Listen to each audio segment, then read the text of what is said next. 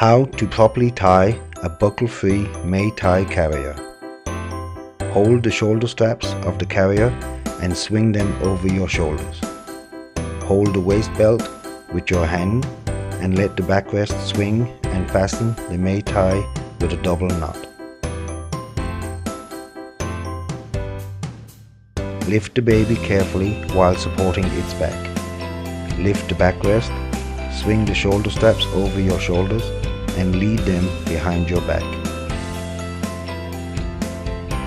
Hold the straps firmly with one hand and use your other hand to cross the straps. Lead the straps under the baby's legs and buttocks and tie a double knot.